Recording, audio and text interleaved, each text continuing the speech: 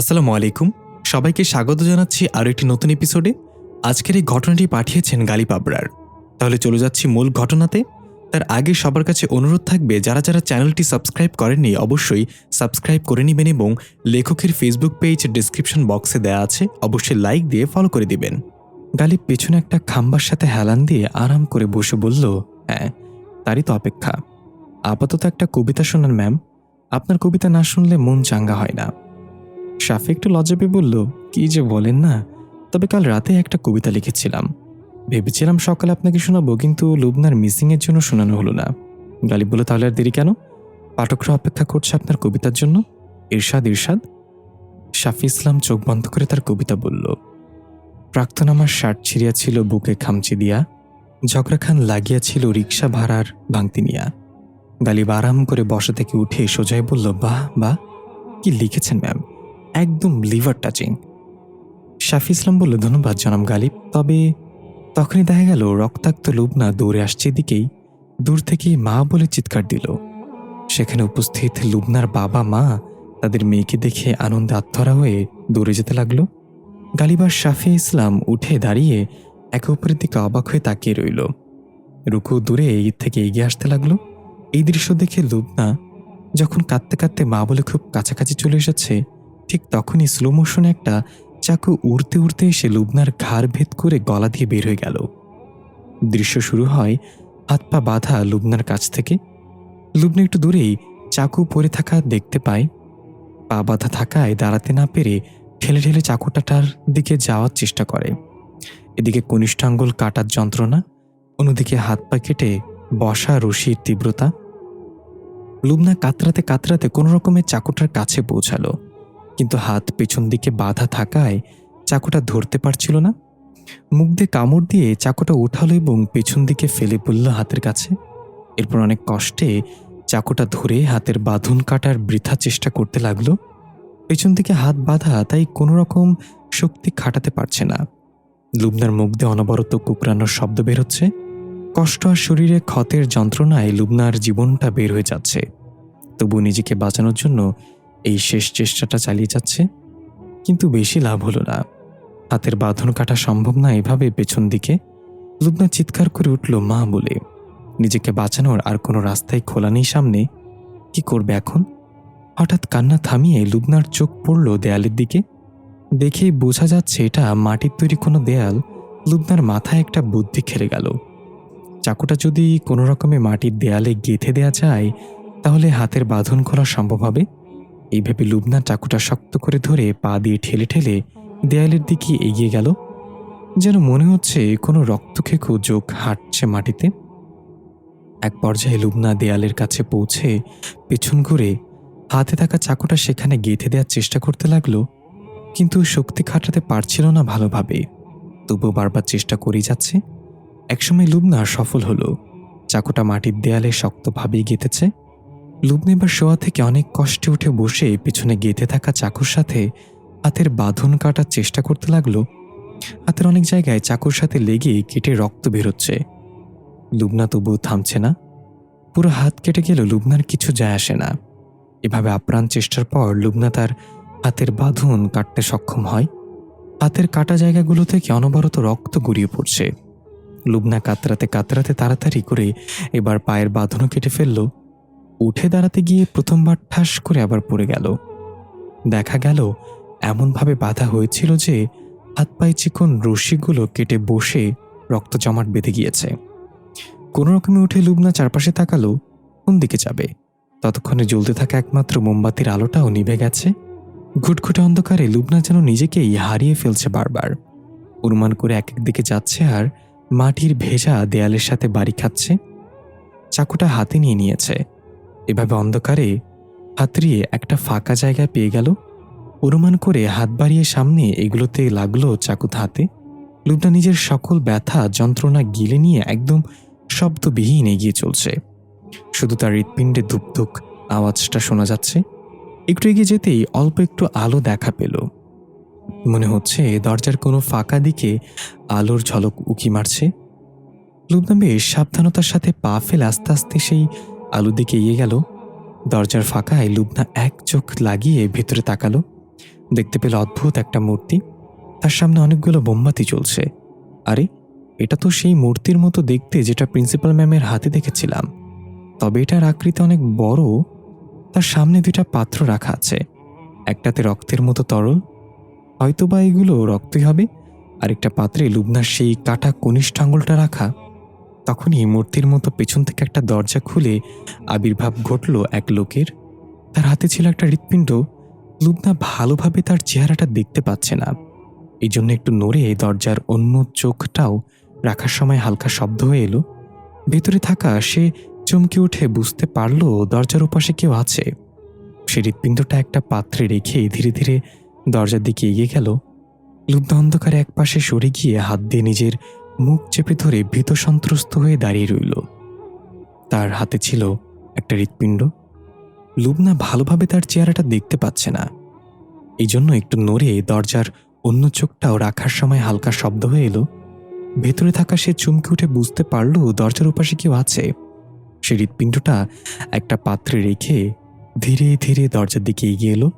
লুবনা অন্ধকারে এক পাশে সরে গিয়ে হাত দিয়ে নিজের মুখ চেপে ধরে ভীত সন্ত্রস্ত হয়ে দাঁড়িয়ে রইল। এদিকে আমরা দেখি যে লোকটা ঘরের ভেতরে, তার মুখ শয়তানি মুখে আবৃত, তবে সে ঘুরিয়ে ঘুরিয়ে হাঁটছে। দরজার কাছে এসে দরজাটা খুলতেই লুবনা আর কিছু না ভেবে সাহস করে চাকুটা নিয়ে তার উপর ঝাঁপিয়ে পড়ল। ছোট লুবনার মাথায় একটাই চিন্তা ঘুরছে, এখান থেকে বাঁচতে হলে লড়তে হবে। তার উপর আক্রমণ করেই প্রথমে তার ঘাড়ে চাকু ঢুকিয়ে দিল লুবনা। সে আর্তনাদ করে উঠল মোটা গলায়। লুবনা চাকুটা বের করে এক চিৎকার দিয়ে আবার তার বুকে আঘাত করতে যাবে তার আগেই সে লুবনাকে ছুঁড়ে ফেলে দিল। লুবনা উড়ে গিয়ে সেই মূর্তিটার সাথে বাড়ি খেয়ে নিচে আছড়ে পড়ল। হৃৎপিণ্ড রাখা বাটিটা ছিটকে গিয়ে অন্য পাশে পড়ল। লুবনা এবার উঠেও দাঁড়াতে পারছে না ব্যথায়, মাটিতে পড়ে কাতরাচ্ছে আর মা বাবা বলে কান্না করছে। দরজার কাছ থেকে শয়তানের মুখোশধারী লোকটাও ব্যথায় ঘাড় চেপে ধরে উঠে দাঁড়িয়ে লুবনার দিকে তেড়ে এলো। সে এসে লুবনার চুলের মুঠি ধরে এক হাতে উঁচু করে রাগে গজগজ করতে করতে বলল, নিজেকে ছাড়ালি কিভাবে ওই বাঁধন থেকে? লুবনা এত কষ্টের মাঝে অদ্ভুত একটা হাসি দিল। দেখা গেল লুবনার হাতে সে চাকুটা এখনো ধরে আছে। লুবনার হাত থেকে চাকুটা পড়ে যায়নি। লুবনা ঘ্যাচ করে লোকের পেটে ঢুকিয়ে দিল চাকু। লোকটা চিৎকার করে লুবনাকে নিচে ফেলে দিল এবং সেও নিজেও পড়ে গেল মাটিতে। লুবনা দেরি না করে কোনো রকমে উঠে মূর্তির পেছনে থাকা দরজাটা খুলে দৌড়ে বের হয়ে গেল। লোকটা তার পেট থেকে এক টানে চাকু বের করে উঠে দাঁড়িয়ে চিৎকার করে বলল, কোথায় পালাচ্ছিস? দাঁড়া বলছি, পালিয়ে যাবি কোথায়? এই বলে সে চাকুটা হাতে নিয়ে লুবনার পিছনে এলো। পরবর্তী দৃশ্যে দেখা যায় লুবনা আবছা অন্ধকারে গাছপালা পেছনে ফেলে প্রাণপণে ছুটছে। তার পেছন পেছন খুঁড়িয়ে খুঁড়িয়ে ছুটছে ওই মুখোশধারী লোকটা। লুবনার ঘন নিঃশ্বাসের শব্দ আর দৌড়ে পা ফেলার শব্দে আশপাশ ভারী হয়ে উঠছে। সে নিজেও জানে না কোন দিকে ছুটছে। ছুটতে ছুটতে দূরে আলোর ঝলকানি দেখতে পায় লুবনা। মূলত সেখানেই হচ্ছিল গ্রামের আজকের অনুষ্ঠান। সেখানে গ্রামের সবাই উপস্থিত। দূর থেকে আগুন, আলো আর মানুষজন দেখতে পেয়ে লুবনার মনে বিশাল এক আনন্দের ধারা বয়ে গেল। এই বুঝি চলে এসেছি, আমাকে আর কেউ মারতে পারবে না। লুবনা দৌড়ের গতি আরো বাড়িয়ে দিল। পেছনে ওই মুখোশধারী লোকও অনেক রাগান্বিত হয়ে দৌড়ের গতি বাড়ালো আর হাঁপাতে হাঁপাতে বলল, কিছুই তোকে ওই লোকালয়ে পৌঁছাতে দেওয়া যাবে না, তাহলে সব শেষ হয়ে যাবে। লুবনা কাছাকাছি যেতে একটু দূর থেকে শাফি ইসলাম আর গালিব স্যারকে দেখে কেমন যেন ভীত হয়ে পড়ল। তার দৌড়ের গতি কমে যেতে লাগলো। এই দুজনকে দেখে এর মাঝেই চোখ পড়ল সেখানে লুবনার বাবা মাও আছে। লুবনা তার দেহে আবার প্রাণ ফিরে পেল। এক চিৎকার করল দূর থেকে মা বলে। সবাই সেদিকে তাকিয়ে দেখল রক্তাক্ত লুবনা দৌড়ে আসছে। লুবনার বাবা মা এটা দেখে তারাও দৌড় দিল লুবনার দিকে হাত বাড়িয়ে। রুকু এগিয়ে আসলো এমন দৃশ্য দেখে। শাফি ইসলাম এবং গালিব অবাক চোখে একে উপরের দিকে তাকালো। যখনই লুবনা তার বাবা মায়ের ঠিক কাছাকাছি, তখনই আমরা দেখতে পাই কিছুটা দূর থেকে ওই মুখোশধারী লোকটা কোনো উপায় না পেয়ে চাকুটা ছুঁড়ে মারল লুবনার দিকে। লুবনা তার বাবা মায়ের কাছে পৌঁছানোর আগেই চাকুটা লুবনার ঘাড় ভেদ করে গলা দিয়ে বের হয়ে গেল। লুবনার দৌড়ের গতি স্লো মোশনে কমতে লাগলো। লুবনার বাবা মাও চিৎকার করে গিয়ে লুবনাকে ধরে ফেলল। লুবনা তার মায়ের কোলে আস্তে আস্তে ঢলে পড়ল। গলা থেকে ফিনকি দিয়ে রক্ত বের হচ্ছে। গালিব এবং শাফি ইসলাম তাড়াতাড়ি করে দৌড়ে এলো। লুবনা কিছু বলতে চাইল ভাঙা ভাঙা গলায়, কিন্তু সেটা আর বলা হলো না। শেষ নিঃশ্বাস ত্যাগ করার আগে সবাইকে অবাক করে দিয়ে লুবনা কিছুটা দূরে দাঁড়িয়ে থাকা রুকুর দিকে আঙ্গুল দিয়ে ইশারা করল। এর সাথে ঠাস করে হাতটা মাটিতে পড়ে গেল। বন্ধ হয়ে গেল লুবনার চোখ চিরদিনের জন্য। শত চেষ্টা করেও নিজেকে বাঁচাতে পারল না সে। লুবনার মা বাবার আর্তনাদ, সেখানে বাতাস ভারী হয়ে গেল। জমিসার বলি ছাড়া গ্রামে প্রথম কোনো বাচ্চার মৃত্যু হলো। সবাই রুকুর দিকে অবাক চোখে তাকালো। রুকু নিজেও প্রচণ্ড ভীত এবং বিস্ময়কর দৃষ্টিতে সবার দিকে তাকিয়ে আছে। লুবনা কেন তার দিকে আঙ্গুল দিয়ে ইশারা করল শেষে? রুকুর মাথা চক্কর দিল। আশেপাশে সবকিছু ঘুরপাক খাচ্ছে।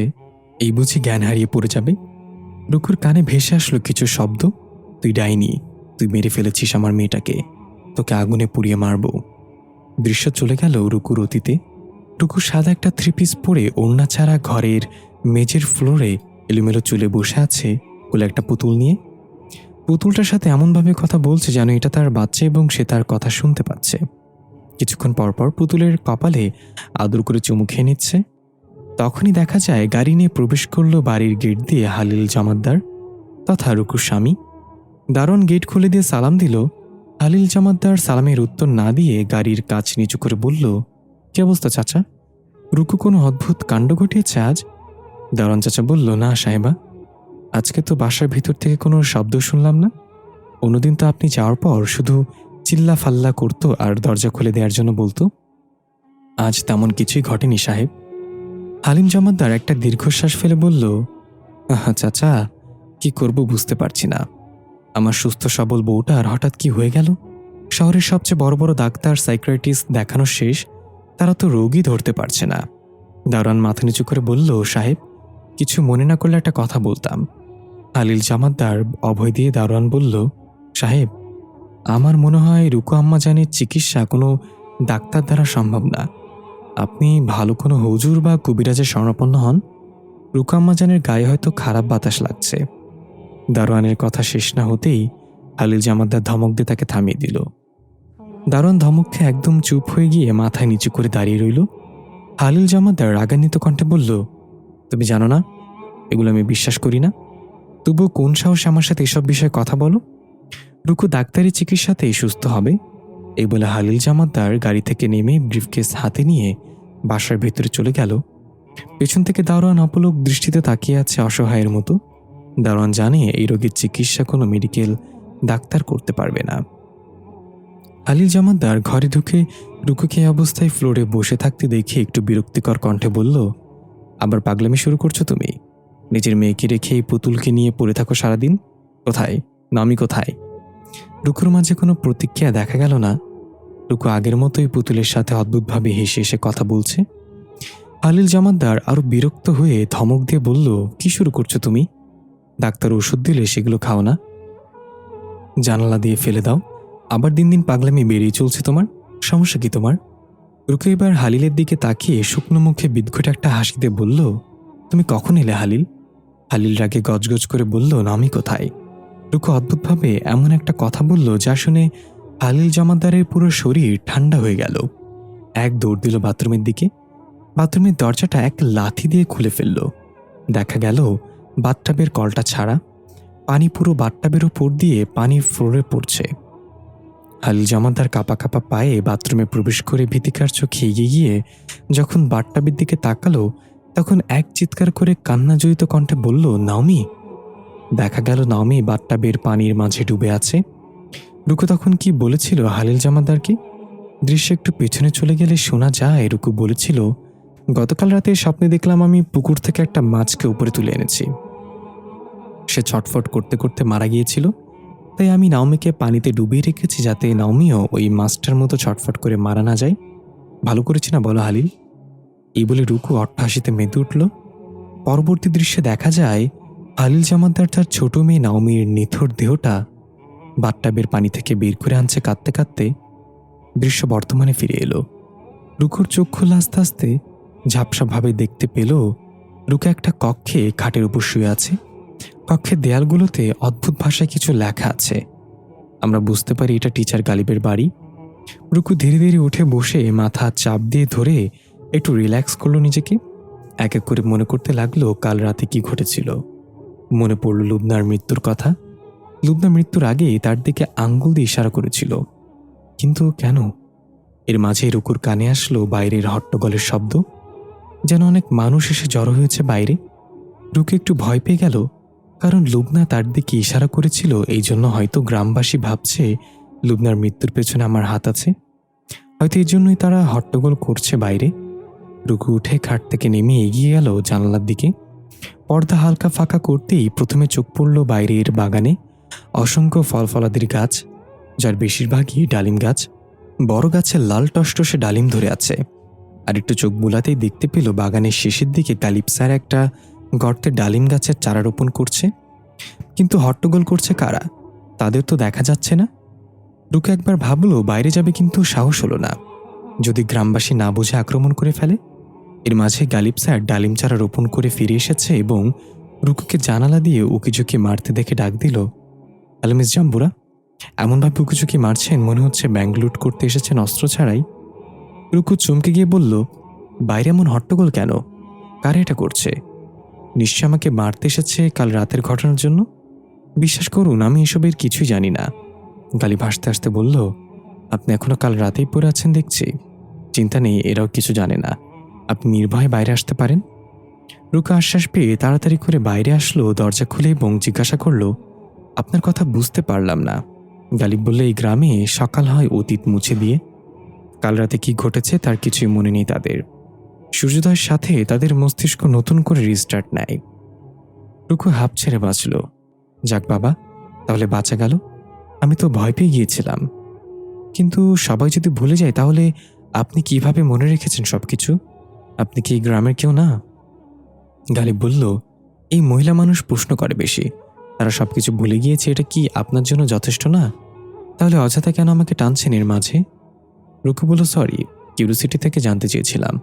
গালিব বলল, বেশ, কিউরিওসিটি থাকা ভালো না, কিন্তু আমি একবার কিউরিওসিটি দেখাতে গিয়ে বাবাকে বলেছিলাম তার বিয়েতে আমাকে দাওয়াত দেয়নি, তাই আমি আমার বিয়েতে তাকে দাওয়াত দিব না।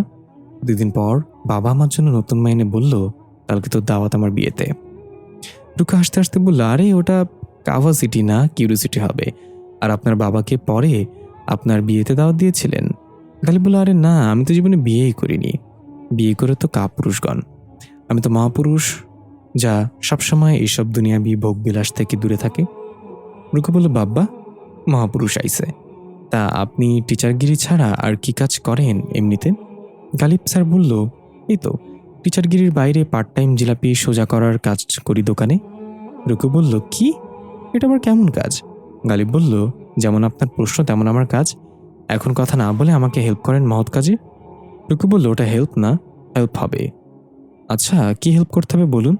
গালিব ইশারা করলে রুকু দেখতে পেল বড় গেইটের বাইরে গ্রামের সকলে লাইন ধরে দাঁড়িয়ে আছে। তার মানে এরাই হট্টগোল করছিল তখন। রুকু জিজ্ঞাসা করল, তারা এইভাবে লাইন ধরে দাঁড়িয়ে আছে কেন? গালিব বলল, এটা নিত্যদিনের কাজ তাদের। এই যে বাগানে এত এত ফল ফলাদি দেখছেন, কি ভেবেছেন এগুলো আমি খাই না? না, এগুলো আমি পুরো গ্রামের সবার মাঝে বিলিয়ে দিই প্রতিদিন। রুকু বলল, বাহ, আমি ইমপ্রেসড। গালিব বলল, না, আপনি ইমপ্রেসড কেন হতে যাবেন? আপনি তো রুকু। রুকু কপাল চাপড়ে বলল, ধুর, কি বলি আর কি বুঝে। এখন তাহলে চলুন তাদের মাঝে ফল ফলাদি বিলিয়ে দেওয়া যাক। আমরা কিসের অপেক্ষা করছি? তখনই সেখানে আবির্ভাব ঘটল প্রিন্সিপাল শাফি ইসলামের। গালিব বলল, আমরা তার জন্য অপেক্ষা করছিলাম। সে আগে সবার উদ্দেশ্যে তার বকওয়াস কবিতা পরিবেশন করবে, তারপর শুরু হবে কার্যক্রম। রুকু বলল, হ্যাঁ, আমিও শুনেছি প্রিন্সিপাল ম্যাম নাকি দারুণ কবিতা আবৃত্তি করে, কিন্তু কখনো শোনা হয়নি। আজ তাহলে শোনা যাবে। গালিব বলল, হ্যাঁ, শুধু দারুণ না, দারুণের ওপরেরটা। নোবেল পুরস্কার হাত পা থাকলে নিজে চলে যেত ওনার কাছে। রুকু বলল, ওয়াও, তাহলে তো আরও শুনতে ইচ্ছে করছে এখন। এর মাঝে শাফি ইসলাম পেছনে হাত দিয়ে হাঁটতে হাঁটতে এসে মুখে বলল, রুকু, কেমন আছো এখন? রাতে তো জ্ঞান হারিয়ে ফেললে হঠাৎ করে। রুকু বলল, জি ম্যাম, এখন বেটার ফিল করছি। গালিব জিব্বায় কামড় দিয়ে বলল, ছি, কোন ব্যাটারে ফিল করতেছেন এই সাত সকালে? রুকু আর চোখে তাকিয়ে বলল, স্যার, আপনি দয়া করে চুপ থাকেন। শাফি ইসলাম বলল, তাহলে কার্যক্রম শুরু করা যাক। 3 জন একসাথে দাঁড়ালো গ্রামবাসীর সামনে। আমরা দেখতে পাই সেখানে লুবনার মা বাবা উপস্থিত আছে, তবে তার একদম স্বাভাবিক, তাদের মাঝে কোনো সন্তান হারানোর কষ্ট নেই, ঠিক যেমনটা আদিলের বেলায় ঘটেছিল। শাফি ইসলাম সবার উদ্দেশ্য বলল, তাহলে আপনার আমার কবিতা শোনার পর গেট খুলে দেয়া হবে। যার যতটা প্রয়োজন ততটাই ফল ছিঁড়বেন গাছ থেকে। কেউ নষ্ট করবেন না অতিরিক্ত ফল ছিঁড়ে। সব একসাথে সম্মতি জানালো। শাফি ইসলাম গালিবের দিকে তাকালো। গালিব বলল, ইরশাদ ইরশাদ। রুকু বেশ আগ্রহ নিয়ে তাকিয়ে আছে। শাফি ইসলাম কবিতা আবৃত্তি করল। শাড়ি পরেছি, ছায়া পরেছি, শুধু জাঙ্গিয়া পরি নাই, কারণ কাজের সময় খুলতে গিয়ে যদি দেরি হয়ে যায়। সবাই হাততালি দিয়ে উঠল কবিতা শুনে। রুকু ভ্যাবাচেকা খেয়ে গালিবের দিকে তাকালো। গালিব বিড়বিড় করে বলল, আরো কোন দারুণ। শাফি ইসলাম গালিবের দিকে তাকাতে গালিব বলে উঠল, বাহ ম্যাম বাহ, একদম বস্ত্রালয়ের কবিতা হয়েছে। গালিব নিচ দিয়ে রুকুর পায়ে লাথি দিল। রুকু না চাইতে বলল, সত্যি ম্যাম, কি শুনালেন, একদম ফাড়াফাড়ি হইছে। শাফি ইসলাম বেলুনের মতো ভুলে গেল। হাসি মুখে বলল, তাহলে এবার গেট খুলে দাও। রুকু গিয়ে গেট খুলে দিল। সবাই ধীরে সুস্থে প্রবেশ করে বাগান থেকে পরিমাণ মতো ফল নিতে লাগলো। গালিব আর সাফিয়া বসলো একপাশে গিয়ে চেয়ারের ওপর। রুকু বলল, আমি চা নিয়ে আসছি। গালিব রুকুর দিকে একটা লাল টসটসে ডালিম এগিয়ে দিয়ে বলল, এটা খেয়ে নিন আপনিও, পেটের জন্য উপকার হবে। রুকু ডালিমটা নিয়ে হাসি মুখে চলে গেল চা বানাতে। শাফি ইসলাম বলল, কাল রাতে জসিমা এসেছিল। গালিব বলল, কিভাবে বুঝলেন? শাফি ইসলাম বলল, আদিলের ক্রসের সামনে যতগুলো পাত্রে গ্রামবাসীর রক্ত দিয়েছিল, সেই রক্তপাত্র থেকে গায়েব। জমিশা সেই রক্ত পান করেছে রাতে। গালিব একটা রহস্যময় হাসিতে বলল, তাহলে লুবনার রুকুর দিকে ইশারা করার কারণ এটাই ছিল? শাফি ইসলাম একটু হেসে বলল, হ্যাঁ, কারণ জমিশা তখন রুকুর পেছনেই ছিল। লুবনা রুকুর দিকে ইশারা করেনি, বরং জমিশার দিকে করেছিল। এদিকে দেখা যায় রুকু কিচেনে চা বানাচ্ছে। চুলোয় গরম পানি দিয়ে হাতে থাকা ডালিমটার দিকে কিছুক্ষণ অদ্ভুতভাবে তাকিয়ে থেকে হালকা মুচকি হেসে জানলা দিয়ে সেটা ফেলে দিল। দৃশ্যে দেখা যায় ডাক্তারের বাড়ি। ডাক্তার তার বাড়ির সামনে ঝোপঝাড় থেকে কিছু সবুজ লতাপাতা সংগ্রহ করে খোঁড়াতে খোঁড়াতে ঘরে চলে গেল। আমরা দেখতে পাই ডাক্তারের পেটে এবং ঘাড়ে আঘাতের চিহ্ন, সেখান থেকে রক্ত গড়িয়ে পড়ছে। ঘরে ঢুকে লতাপাতাগুলোর রস নিংড়ে নিল ছেড়ে। তারপর সেই রস তার ক্ষতস্থানে লাগিয়ে দিল। ব্যথায় হালকা কুকড়ে উঠল সে। এরপর সাদা কাপড়ের টুকরো দিয়ে ক্ষতস্থানগুলো বেঁধে দিল।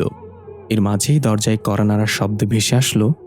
ডাক্তার একটু চমকে গিয়ে দরজার দিকে তাকিয়ে আস্তে আস্তে বলল, এই সময় কি এলো এবার? বাইরে থেকে আবার দরজায় ঠকঠক শব্দ। ডাক্তার এবার গায়ের রক্তমাখা ফতুয়াটা খুলে একপাশে লুকিয়ে রেখে অন্য একটা ফতুয়া পরে দরজার দিকে এগিয়ে গিয়ে জিজ্ঞাসা করলো, কি? বাইরে থেকে কোনো শব্দ এলো না। ডাক্তার এবার দরজা খুলে দেখলো সেখানে কেউ নেই। দুপা বের হলো ঘর থেকে। আশেপাশে চোখ ঘুরিয়ে কাউকেই দেখতে পেল না। এরপর কিছু একটা ভেবে আবার ঘরে ফিরে এসে দরজা বন্ধ করে দিল। তাকের উপর রাখা একটা কাচের বয়াম নামিয়ে সেটার ভেতরে থাকা বিরল প্রজাতির একটা কালো রঙের বিষাক্ত বিচ্ছু বের করে হাতে নিয়ে ধীরে ধীরে চোখের সামনে ধরল। দেখা যায় সেখানে আরো অনেকগুলো কাচের বয়াম আছে। সবগুলোর মাঝে বিভিন্ন জাতের বিষাক্ত পোকামাকড়। বিচ্ছু আর ডাক্তার একে অপরের চোখে তাকিয়ে আছে। এরপর ডাক্তার আস্তে আস্তে তার জিহ্বাটা বের করলো সাপের মতো। বিচ্ছুটার মুখ নিজের জিহ্বায় লাগাতে সেটা খপ করে ডাক্তারের জিহ্বায় কামড় বসিয়ে দিল। ডাক্তার একটা নীরব চিৎকার করে খিচে মেরে হাতের মুষ্টি জোরে চেপে ধরে চোখ বন্ধ করে দাঁড়িয়ে রইল। এভাবে কয়েক সেকেন্ড পার হওয়ার পরে ডাক্তার বিচ্ছুটাকে টান দিয়ে জিহ্বা থেকে ছাড়িয়ে আনল এবং আবার সেটা কাচের বয়ামে রেখে দিল। এরপর ঘাড়ের এবং পেটের ক্ষত থেকে সাদা পত্তিটা ওঠালে দেখা গেল সেখানে কোনো ক্ষতের চিহ্নই নেই। ঘাড় দুই দিকে কাত করে টস করে ফুটিয়ে অদ্ভুতভাবে বলল, এখানে কেন এসেছেন হঠাৎ? আমরা দেখতে পাই অপর দিকে কালো হুডি পরা চেহারা আবৃত একজন কাঠের চেয়ারে পায়ের উপর পা তুলে বসে আছে। ডাক্তার একটা তুলে তার সামনে এনে বলল, অবাক হওয়ার কিছু নেই, বিচ্ছুর বিষ আমার প্রতিকার। কালো হুডি পরা লোকটা ভারী কণ্ঠে বলল, বাচ্চাটা তোমাকে ফাঁকি দিয়ে পালালো কিভাবে কাল রাতে? ডাক্তার বলল, আমি নিজেও জানি না সে তার হাত পায়ের বাঁধন কিভাবে খুলেছিল, আর আমি কিছু বোঝাটার আগেই সে আমার উপর আক্রমণ করে দিয়েছিল। যাক, তবু তো তাকে শেষ করে দিতে পেরেছি মুখ খোলার আগেই। কালো হুডি পরা সে একটা কাঁপুনি তোলা হাসিতে বলল, তুমি কি সত্যি জানো সে বাঁধন কিভাবে খুলেছিল? ডাক্তার বলল, না, আমি সত্যি জানি না। তাকে অনেক শক্ত করে বাঁধা হয়েছিল। ওই অবস্থা থেকে নিজেকে ছাড়িয়ে নেওয়া অসম্ভব। কালো হুডি পরা লোকটা চোখের পলকে এক ঘায়ে ডাক্তারের বুকের বাঁ পাশে সেই চাকুটা বিঁধে দিল যেটা দিয়ে লুবনাকে মারা হয়েছিল। ডাক্তার এক মুহূর্ত হকচকে গিয়ে কি হলো বুঝতেই পারল না প্রথমে। যখন বুঝতে পারল তার বুক ছিদ্র হয়ে ফিনকি দিয়ে রক্ত বেরোচ্ছে, তখন থামা থামা কণ্ঠে বলল, এটা আপনি কি করলেন? কালো হুডি পরা সে রাগে গজগজ করতে করতে বলল, তুই এই চাকুটা সেখানে ভুলে ফেলে দিয়েছিলি। এটা দিয়ে বাচ্চাটা বাঁধন কেটেছে, আর আমার পরিকল্পনায় ভুলের কোনো স্থান নেই। ভুল করবে তো মরবে। ডাক্তার কুকড়ে ওঠে তাড়াতাড়ি কি বিচ্ছুর বয়ামটার দিকে যেতে নিলে উষ্টা খেয়ে মুখ থুবড়ে পড়ে গেল নিচে। হুডি পরা লোকটা ভারী ভারী পা ফেলে ডাক্তারের পিঠের উপর পাড়া দিয়ে এগিয়ে গিয়ে বিচ্ছুর বয়ামটা হাতে নিয়ে ডাক্তারের দিকে এগিয়ে দিল। কিন্তু সেই পর্যন্ত ডাক্তারের হাত পৌঁছাচ্ছে না। ডাক্তারের বুক চিরে রক্তের ফোয়ারা ধীরে ধীরে বেরিয়ে চলছে। ডাক্তার হাত বাড়িয়ে কাকুতি মিনতি করে বলতে লাগলো, দয়া করে আমাকে এটা দিন, আমি মরতে চাই না, আর কখনো এমন ভুল হবে না, রহম করুন। কালো হুডি পরা সে কাচের বয়ামটায় হাত বোলাতে বোলাতে বলল, আমাদের পূর্বপুরুষ সারা জীবন সৃষ্টিকর্তার অনুগত্য করে সামান্য একটা ভুলের কারণে শয়তান উপাধি নিয়ে অভিশপ্ত হয়ে গিয়েছিল। সে থেকে আমাদের ধর্মে ভুলের কোনো জায়গা নেই। মহাপ্রলয় পর্যন্ত আমাদের পূর্বপুরুষ আর কোনো ভুল করবে না, আমরাও করব না। আমরা ভুল করাবো মানুষকে দিয়ে। তুমি ভুল করেছ মানে তুমি আমাদের দলভুক্ত না এই মুহূর্ত থেকে, আর আমাদের দলভুক্ত না মানে হলো মৃত্যু। এই বলে সে এক আছাড়ে কাচের বয়ামটা ভেঙে ফেলল। সাথে সাথে দেখা যায় পেছনের থাকে থাকা সকল কাচের বয়ামগুলো এক এক করে নিচে পড়ে যাচ্ছে আপনা আপনি। সেগুলোতে থাকা বিষাক্ত কীটপতঙ্গগুলো ডাক্তারের দিকে অগ্রসর হতে লাগলো। ডাক্তার চিৎকার করে অসহায় কণ্ঠে বলল, দয়া করুন, আমাকে বাঁচান, আর এমন ভুল হবে না, আমাকে বাঁচান। কিন্তু সে ধীরে ধীরে অদ্ভুতভাবে হাসতে হাসতে ঘর থেকে বের হয়ে গেল। কীটপতঙ্গগুলো চারিদিক থেকে ডাক্তারের শরীরে উঠতে লাগলো। ডাক্তার হাত দিয়ে ছিটিয়ে ছিটিয়ে সেগুলো ফেলে দেওয়ার চেষ্টা করছে। কান্নার মৃত্যুর ভয়ে ডাক্তার চিৎকার করছে সাহায্যের জন্য। কীটপতঙ্গগুলো একসময় তার নাক, কান আর মুখ দিয়ে ভেতরে ঢুকে যেতে লাগলো। সেই কালো বিচ্ছুটা হেঁটে হেঁটে ডাক্তারের চেহারার উপর উঠে সোজা গিয়ে চোখে কামড় বসিয়ে দিল। ডাক্তার পানি থেকে উঠিয়ে ফেলা মাছের মতো ছটফট করতে লাগলো। চামড়ার উপর দিয়ে স্পষ্ট পোকামাকড়গুলোর চলাচল দেখা যাচ্ছিল।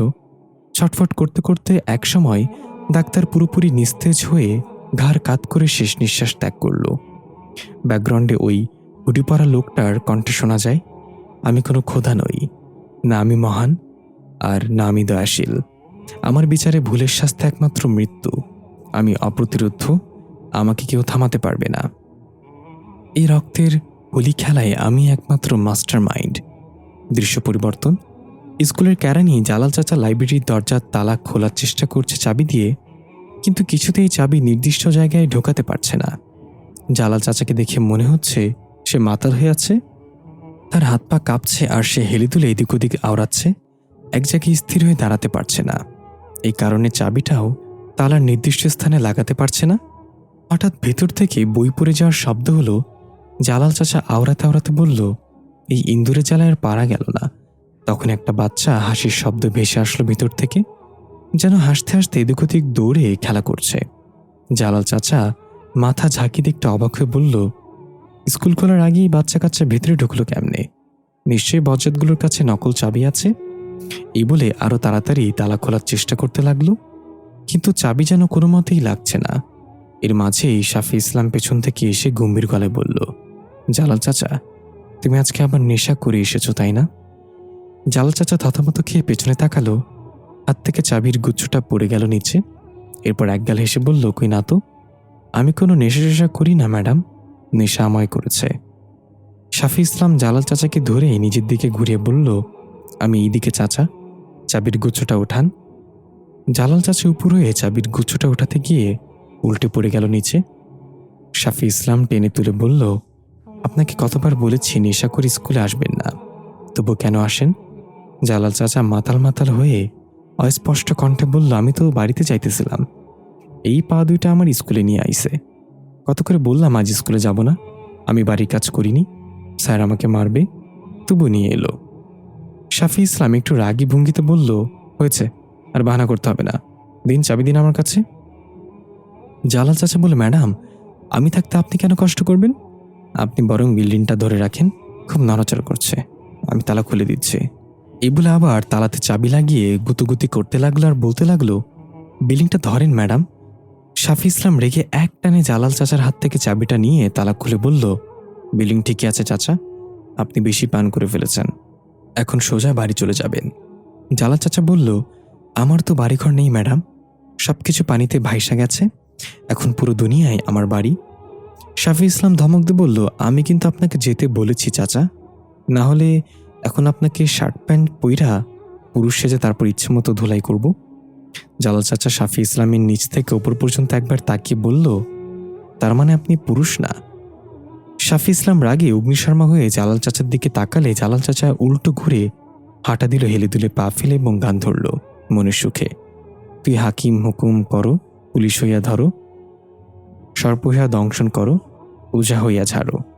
শাফি ইসলাম পেছনে দাঁড়িয়ে মাথা নাড়ে বলল, না, এই চাচাকে নিয়ে আর পারা গেল না। এর সাথে একটা অতীতের দৃশ্য দেখানো হয়। জলিল চাচা তখন মধ্যবয়স্ক। জলিল চাচা আর তার স্ত্রী কোন এক পরন্ত বিকেলে অস্থির হয়ে চারিদিকে দৌড়াচ্ছে আর সবার কাছে জিজ্ঞাসা করছে, আমার পোলাটারে দেখছো তোমরা? স্কুল থেকে বাড়ি ফিরেনি, কই গেছে জানি না। কিন্তু কেউ তার খোঁজ দিতে পারল না।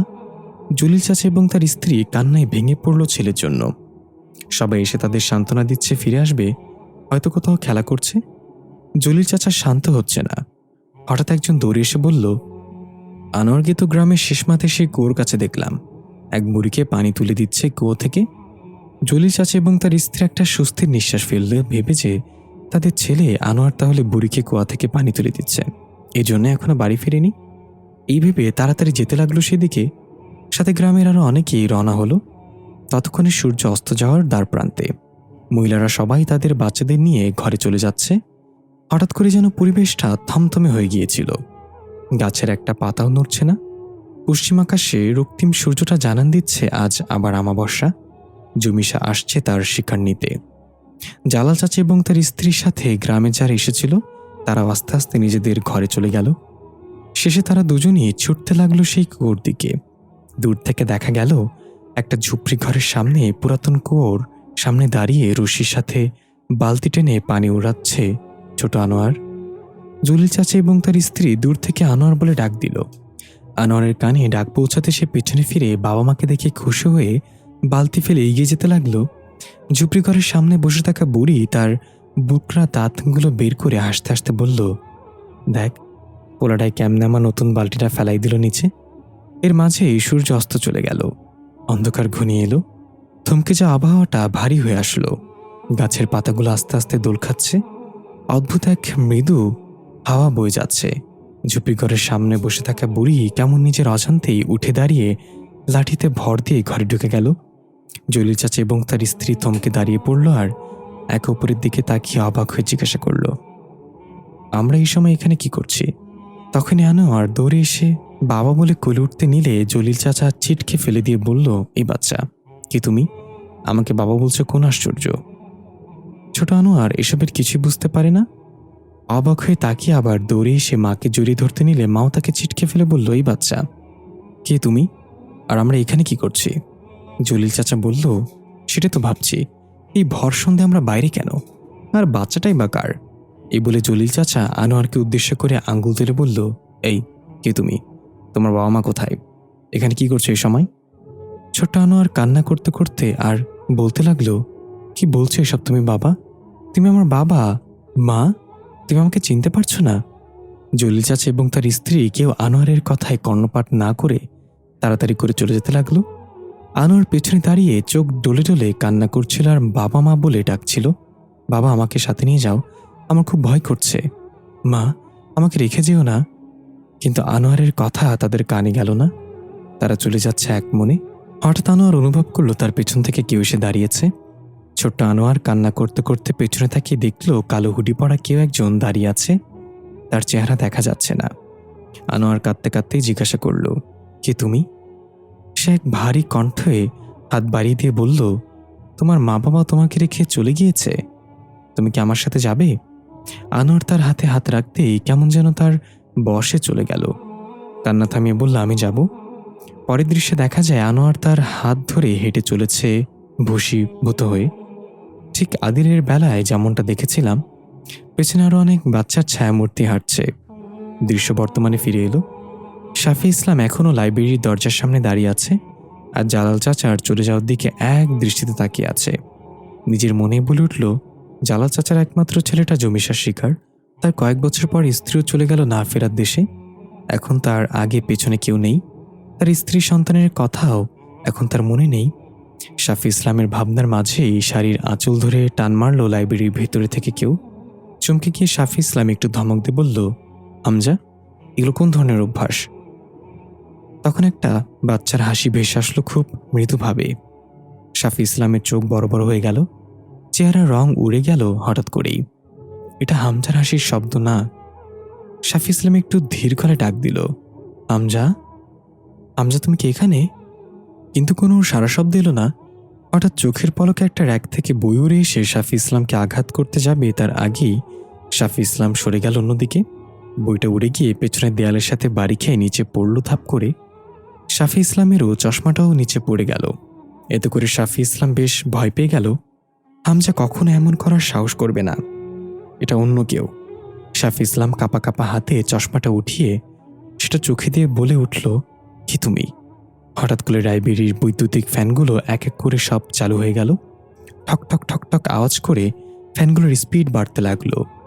শাফি ইসলাম কোনো অবাকের চরম পর্যায়ে চলে গেল, কারণ এই ফ্যানগুলো বহু বছর যাবৎ নষ্ট হয়ে পড়ে আছে। এই গ্রামের মানুষ শেষে কবে গরমকাল দেখেছে সেটা কারোর মনে নেই, আবার শীতকালও দেখেনি। এই গ্রামে গরম আর শীতের মাঝখানের আবহাওয়া বিরাজ করে সবসময়। নষ্ট ফ্যানগুলো প্রবল বেগে ঘুরছে প্রচণ্ড শব্দ করে। শাফি ইসলাম সেখান থেকে বের হওয়ার জন্য উদ্যত হলো। পেছন ফিরে দরজার দিকে জোরে হাঁটা দিতেই ঠাস করে আপনা আপনি দরজাটা বন্ধ হয়ে গেল। এবার শাফি ইসলাম আরও ভয় পেয়ে গেল। জোরে চিৎকার করে বলল, কেমন করছে আমার সাথে? আমি কিন্তু ছাড়ব না তোমাকে। হামজা, কোথায় তুমি? হঠাৎ পেছন থেকে অদ্ভুত কর্কশ কণ্ঠে ভেসে আসলো, প্রিন্সিপাল ম্যাম। শাফি ইসলাম আতকে উঠে ধীর পায়ে কাঁপা কাঁপা ভাবে ঘাড় ঘুরিয়ে পেছনে তাকিয়ে দেখল ইয়ামশা সেই লাল বেলুনটা হাতে নিয়ে রক্তাক্ত চেহারায় বিদঘুটে এক হাসি দিয়ে দাঁড়িয়ে আছে। শাফি ইসলাম আতঙ্ক ভরা কণ্ঠে তোতলাতে তোতলাতে বলল, ইয়ামশা। ইয়ামশা মুখে হাসি বজায় রেখে হাত বাড়িয়ে দিয়ে বলল, আমি আপনাকে নিতে এসেছি ম্যাম। হামজা একা একা খুব ভয় পাচ্ছে, বারবার শুধু মাকে ডাকছে, চলুন আমার সাথে। শাফি ইসলাম 2 পা পিছিয়ে গিয়ে কাঁপা কাঁপা গলায় বলল, না, আমি যাব না। চলে যাও তুমি, চলে যাও। ইয়ামশা এবার হাসি মাখা মুখটা রাগান্বিত করে ঝাঁঝালো কণ্ঠে বলল, আপনাকে যেতে হবে ম্যাম, যেতে হবে। দৃশ্য পরিবর্তন। দেখা গেল গালিব এবং রুকু স্কুলের পথে একসাথে আসছে। রুকু বলল, প্রিন্সিপাল ম্যাম এত তাড়াতাড়ি স্কুলে চলে যায় কেন? তালা তো খুলে কেরা নেই, তাহলে তারা এত তাড়াহুড়া কেন? গালিব বলল, কারণ তাড়াহুড়া কাজ শয়তান করে। ওই মহিলা আস্তে একটা শয়তান। রুকু বলল, আমি কিন্তু বলে দিব ম্যামকে। গালিব বলল, সে বিশ্বাস করবে না, কারণ সে জানে আমি তারে কত ভালোবাসি এবং সম্মান করি। রুকু বলল, তাই তো কেউ একজন বলে গিয়েছে, মানুষ যতটা দেখায় আসলে ততটা ভালোবাসে না।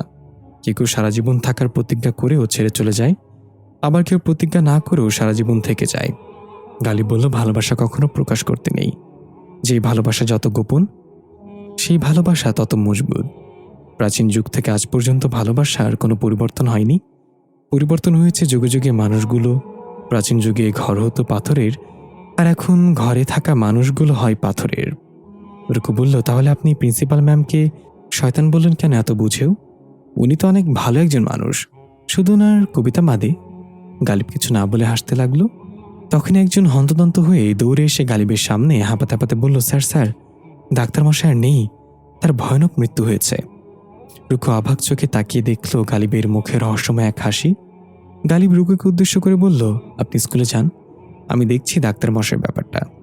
এই বলে গালিব ওই লোকটার সাথে চলে গেল।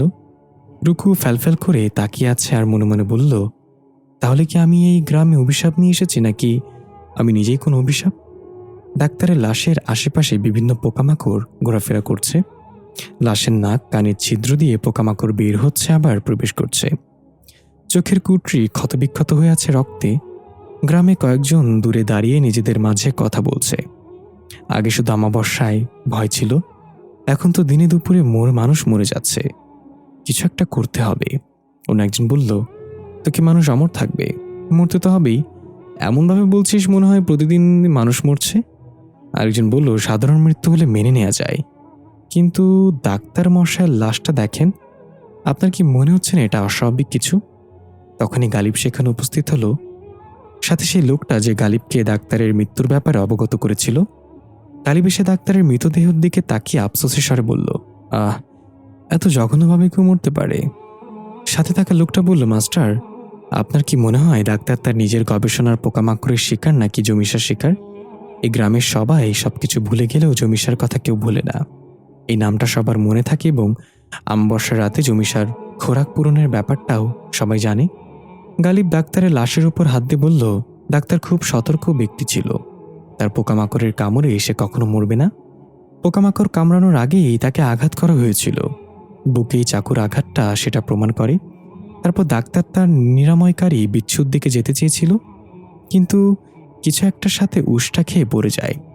খুনির সেই বিচ্ছুর বয়ামটা হাতে নিয়ে ভেঙে ফেলে, সাথে বিষাক্ত কীটপতঙ্গের সব বয়ামও ভেঙে ফেলে। এতে করে ডাক্তারের নাক কান মুখ দিয়ে কীটপতঙ্গগুলো তার ভেতরে প্রবেশ করে আর তার ভেতরে থাকা সকল নার্ভ কেটে ফেলে। এভাবেই ডাক্তারের মৃত্যু হয়। সাথে থাকা লোকটা অবাক হয়ে বলল, আপনি এসব কথা কিভাবে জানেন মাস্টার? গালিব উঠে দাঁড়িয়ে একটু হেসে বলল, অভিজ্ঞতা বৎস, অভিজ্ঞতা এগুলো। এখন লাশ দাফনের ব্যবস্থা করো, আমি স্কুলে যাচ্ছি। সাথে থাকা লোকটা বলল, সত্যি মাস্টার, আপনি জিনিয়াস। চাইলে কিন্তু মাস্টার না হয়ে উকিল হতে পারতেন। গালিব বলল, উকিল হওয়ার ইচ্ছা তো আমারও ছিল, কিন্তু তর্ক করতে গেলে মুখ দিয়ে আগে গালাগালি বের হয়, তাই রিস্ক নেইনি। লোকটা হাসতে হাসতে বাকি গ্রামবাসীদের ডেকে নিল এবং ডাক্তারের লাশের উপর থেকে পোকাগুলো পরিষ্কার করতে শুরু করলো। গালিব রওনা হল স্কুলের উদ্দেশ্যে। গালিবের হাঁটা আর তার চেহারার উপর দৃশ্য ফোকাস হয়ে ব্যাকগ্রাউন্ডে গালিবের কণ্ঠে শোনা যায়, জমিসা তার সীমা সারিয়ে যাচ্ছে। সে এখন আমাবস্যা ছাড়াও স্বীকার করতে শুরু করেছে। প্রথমে লুবনা, এখন ডাক্তার। পরবর্তীতে কি হবে জানা নেই। জমিসাকে থামাতে হবে। দৃশ্য পরিবর্তন। এদিকে রুকু হেঁটে চলেছে এক মনে। রুকু যেন আশেপাশের কোনো কিছুই খেয়াল নেই। কোন এক গভীর চিন্তায় ডুবে আছে সে। রুকুর ভাবনা থেকে শোনা যায়, কি হচ্ছে এই গ্রামে? যতটা জেনে এখানে এসেছিলাম তার চেয়ে বেশি কিছু ঘটছে মনে হচ্ছে। সবাই যেন আলাদা আলাদা রহস্য বই বেড়াচ্ছে। প্রিন্সিপাল ম্যাম কিছু একটা লুকিয়ে রাখছে। গালিব স্যার তো ধরাছোঁয়ার বাইরে। তার মজার মজার কথার মাঝে ভয়ানক কিছু লক্ষ্য করা যায়। আর তার বাড়ির প্রতিটা দেয়ালে ওই বিকৃত আরবি লেখাগুলো কেন লিখে রাখা হয়েছে? গ্রামের মানুষগুলো কেন সবকিছু ভুলে যায়? এমনকি তাদের সন্তানের মৃত্যুর কথা তারা মনে রাখে না। এ কেমন গোলক ধাঁধা! তখনই রুকুর ভাবনায় ছেদ পড়ে টুংটাং ঘণ্টার আওয়াজে। রুকু দেখল সেই গরুর গাড়িটা আবার তার সামনে এসে দাঁড়িয়েছে। খুবই সসাবধান ও সতেজ আজকের গরু দুটো। তবে গরুর রং কুচকুচে কালো, এমনকি তাদের চোখও সম্পূর্ণ কালো রঙের। রুকু আরো অবাক হলো যখন গরুটা জিহ্বা বের করল। তার জিহ্বা অর্ধেক কাটা, বাকি যতটা আছে সেটাও কালো কুচকুচে, কিন্তু গাড়িয়াল সেই আগের মতোই চাদর মুড়িতে বসে আছে। রুকু কিছু বলার আগেই গাড়িয়াল সেই পরিচিত পুরুষ মহিলা মিশ্রিত কণ্ঠে বলল, আলাদার বাড়িটা কোন দিকে বলতে পারিস? রুকু একটু অবাক হয়ে উত্তর দিল, আপনি তো ওই দিনও এটাই জিজ্ঞাসা করেছিলেন আমাকে। গাড়িয়াল অদ্ভুতভাবে হেসে বলল, হতে পারে ওটা তোর স্বপ্ন। রুকু চোখ বড় বড় করে বলল, স্বপ্ন মানে? গাড়িয়াল ঠাট্টার হাসি এসে বলল, স্বপ্ন মানে জানিস না তুই? মনে করে দেখ, একটা স্বপ্ন তোকে কিভাবে এই নরকের দ্বার প্রান্তে এনে দাঁড় করিয়ে দিয়েছে। রুকু কিছু বলতে যাবে তার আগেই গাড়িয়াল গরুর গাড়িতে পিঠে বাড়ি দিতেই গরু দুটো মানুষের মতো আর্তনাদ করে উঠল এবং সামনে হাঁটা দিল। রুকু বলতে লাগলেই, দাঁড়ান, কি আপনি? আমার ব্যাপারে এত কিছু কিভাবে জানেন? গাড়িয়াল না দাঁড়িয়ে চিকন কণ্ঠে বলে গেল, এখনো সময় আছে, ফিরে যা। এটা রক্তের নরক, ডুবে মরবে এই নরকে, ফিরে যা। রুকু কিছু না বলে অবাক চোখে তাকিয়ে আছে তার চলে যাওয়ার দিকে আর ভাবছে, সে আমার স্বপ্নের ব্যাপারে কিভাবে জানল?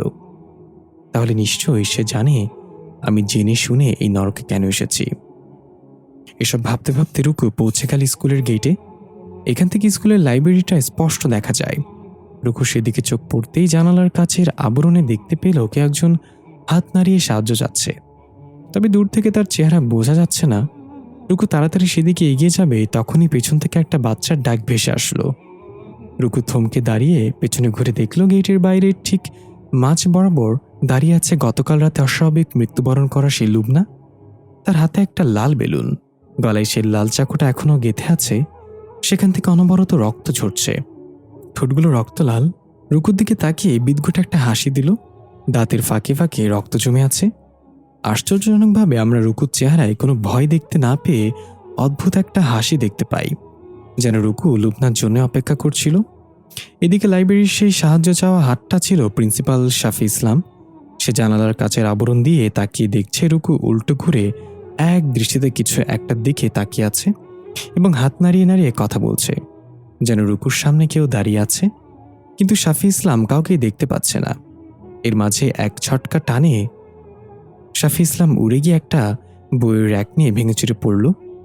দেখা যায় হিয়ামশা ভয়ানক রক্তাক্ত চেহারায় এক লাফে টেবিলের উপর উঠে 2 হাঁটু উঁচু করে বসে ভয়ঙ্কর হাসিতে বলল, ম্যাম, শেষবারের জন্য একটা কবিতা হয়ে যাক। আমি জীবিত থাকতে আপনার কবিতার অনেক বড় ভক্ত ছিলাম। শাফি ইসলাম কোকড়াতে কোকড়াতে বসে হাতে ভর দিয়ে বলল, এতদিন তুমি আমার কোনো ক্ষতি করতে পারোনি, তাহলে হঠাৎ করে আমি পর্যন্ত পৌঁছালে কিভাবে? কে তোমাকে সাহায্য করেছে বলো?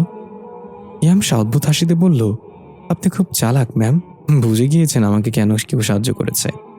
কিন্তু জেনে কি করবেন? আপনার সময় তো শেষ। শাফি ইসলামের ঠোঁট কেটে রক্ত বেরোচ্ছে। হাতের আঙুল দিয়ে একটু রক্ত এনে 2 আঙুলে ডলতে ডলতে বলল, রক্ত দিয়ে লেখা গল্প রক্ত দিয়ে শেষ হবে, তাই না হিয়ামশা?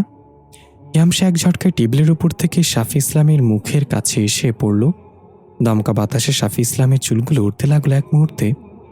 শাফি ইসলাম ভয় না পেয়ে হিয়ামশার কালো কুচকুচে চোখে চোখ রেখে জিজ্ঞাসা করল, হামজা কোথায়? হিয়ামশা খুব শান্ত গলায় বলল, আমি আপনাকে কি বলেছিলাম একদিন মনে আছে ম্যাম? শাফি ইসলাম মস্তিষ্ক জোর দিতেই অতীতের একটা দৃশ্য তার চোখের সামনে ভেসে ওঠে। হিয়ামশা তখন জীবিত ছিল। ক্লাসের সবচেয়ে দুষ্টু বাচ্চা ছিল হিয়ামশা। সবার পিছনে আঙ্গুল দিয়ে উস্কে রাখত। দেখতে মার্শাল্লাহ পরিণত হওয়ায় সবাই হিয়ামশাকে অনেক ভালোবাসত। তার দুষ্টুমিগুলো এসে উড়িয়ে দিত। এমন একদিন প্রিন্সিপাল সাফিয়া ইসলাম স্কুলের করিডোরের পেছনে হাত দিয়ে চিন্তিত চেহারায় হাঁটছিল। কোন এক অজানা চিন্তা শাফি ইসলামকে কুড়ে খাচ্ছিল ভেতর থেকে। আকাশের দিকে তাকিয়ে এক মনে বলে উঠল, আজ আমাবস্যা, জমিশা আসবে তার শিকার নেওয়ার জন্য। এটুকু বলেই ক্লাসের 2 বাচ্চার খেলার ছলে দৌড়াতে দৌড়াতে এদিকে আসছিল। অসাবধানতাবশত একটা বাচ্চা এসে শাফি ইসলামের সাথে ধাক্কা খেয়ে পড়ে যায়। এটা ছিল হিয়ামশা। বাকি বাচ্চারা এটা দেখে ভয় পালিয়ে গেল। না জানি শাফি ইসলাম অনেক রাগ করে ফেলে, কিন্তু শাফি ইসলাম রাগ না করে হালকা হাসি দিয়ে হিয়ামশাকে তুলে তার জামাকাপড় ঝেড়ে দিতে দিতে বলল, এত দুষ্টামি করো কেন তুমি? হিয়ামশা শাফি ইসলামের চোখ থেকে চশমাটা খুলে নিজের চোখে দিয়ে বলল, কারণ আমি বাচ্চা। শাফি ইসলাম বলল, বাচ্চা হলেই দুষ্টামি করা যায়? হিয়ামশা বলল, হ্যাঁ, বাচ্চারা নিষ্পাপ হয় জানেন না ম্যাম, কারণ তারা দুষ্টামি করে ষড়যন্ত্র না। শাফি ইসলাম হিয়ামশার কথা শুনে কিছু একটা ভাবতে লাগলো, তারপর বলল, আচ্ছা হিয়ামশা, মনে করো আজকে তোমার মৃত্যু হবে, তাহলে তোমার শেষ ইচ্ছাটা কি হবে? হিয়ামশা মুখটা কিউট বাচ্চার মতো উপরে তুলে গালে হাত দিয়ে ভাবুক ভঙ্গিতে বলল, আমি যদি আজকে মারা যাই তাহলে আমার একটা অনুরোধ থাকবে আপনার কাছে। শাফি ইসলাম জিজ্ঞাসা সুলভ দৃষ্টিতে তাকিয়ে বলল, কি অনুরোধ? হিয়ামশা সুন্দর করে হেসে বলল, হয় বাচ্চাদের চালাকি বেইমানি করা শিখিয়ে দেওয়া হোক, না হয় নিষ্পাপদের জন্য আলাদা পৃথিবী তৈরি করা হোক। দৃশ্য বর্তমানে ফিরে এলো। হিয়ামশার কর্কশ কণ্ঠ শুনতে পাই, ম্যাম, মনে পড়েছে আমি বলেছিলাম? শাফি ইসলাম আতকে উঠে বলল, তার মানে জমিশা এতদিন যত বাচ্চাদের শিকার করেছে সবাই এক নতুন পৃথিবীতে আছে? আমার ছেলে হামজাও সেখানে? হিয়ামশা বলল, বলেছিলাম না আপনি খুব চালাক, অল্পতেই সবকিছু বুঝে যান ম্যাম। শাফি ইসলাম বলল, তাহলে দেরি কেন? নিয়ে যাও আমাকে সেই দুনিয়ায় যেখানে আমার ছেলে আছে।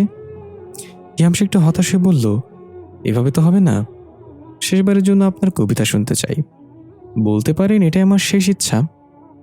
শাফি ইসলাম বলল, মরছি আমি আর শেষ ইচ্ছা তোমার? ব্যাপারটা কেমন হয়ে গেল না হিয়ামশা? হিয়ামশা অস্পষ্ট ভাষায় কিছু একটা বলল। শাফি ইসলাম ভুরকুচকে বলল, কি বলছো বুঝিনি।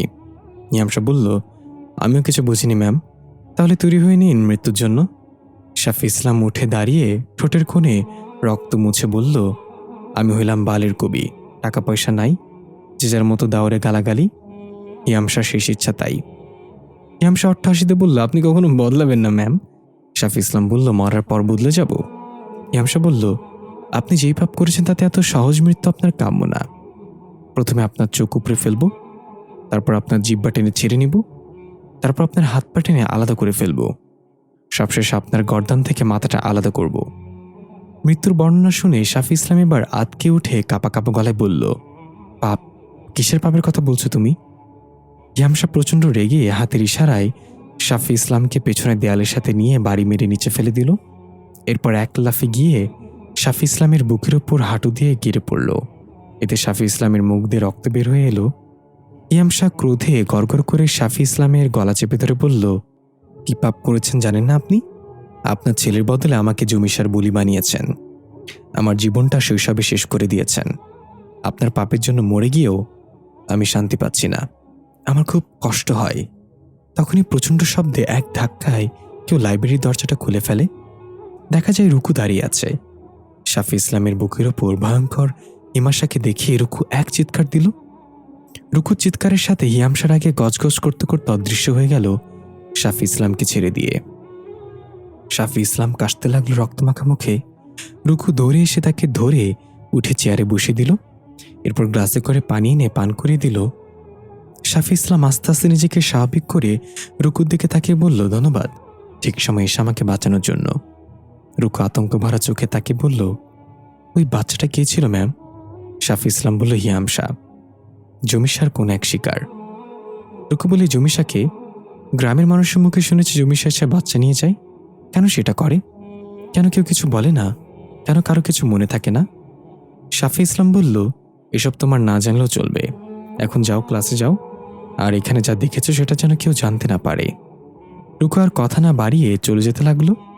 শাফি ইসলাম টেবিলের ওপর মাথা রেখে নিচু হয়ে একটু বিশ্রাম নেওয়ার চেষ্টা করলো। রুকু দরজার কাছে গিয়ে আবার পেছনে তাকিয়ে জিজ্ঞাসা করলো, আচ্ছা ম্যাম, আমার এসব কিছু না জানলেও চলবে, তবে একটা কিউরিসিটি দমিয়ে রাখতে পারছি না।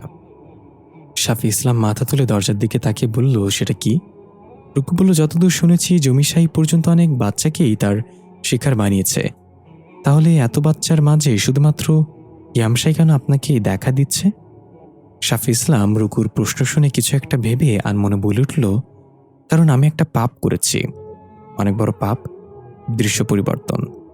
দেখা গেল ক্লাসে বাচ্চারা দুষ্টুমি করছে, একজন আরেকজনকে কাগজ ছিঁড়ে ঢিল ছুঁড়ে মারছে।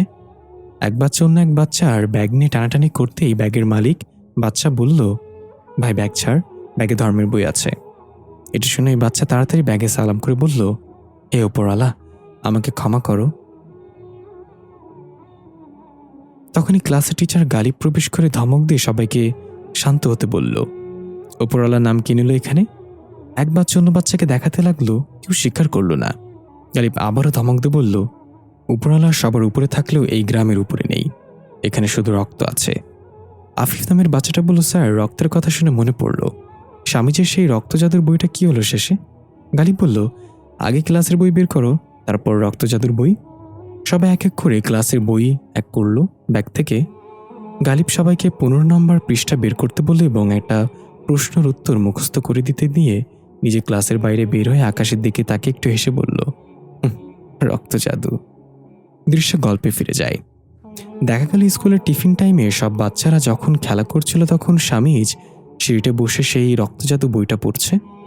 আজ হঠাৎ স্বামীজ খেয়াল করলো বইটার পৃষ্ঠাগুলো অনেক মোটা মোটা সাধারণের তুলনায়, যেন দুইটা পৃষ্ঠা মিলিয়ে একটা পৃষ্ঠা তৈরি করা হয়েছে।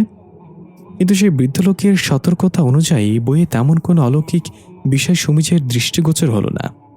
একটা সাধারণ বইয়ের মতোই, জিন সম্পর্কিত কিছু ইন্টারেস্টিং তথ্য ছাড়া তেমন কিছুই নেই। হয়তো পরের পৃষ্ঠায় থাকতে পারে কিছু, এই ভেবে এক এক করে প্রতিটা পৃষ্ঠায় পড়তে লাগলো স্বামীজ। এভাবেই 33 নম্বর পৃষ্ঠা উল্টাতেই স্বামীজ অবাক হয়ে গেল। হাত থেকে বইটা পড়ে গেল ঘটনার আকস্মিকতায়।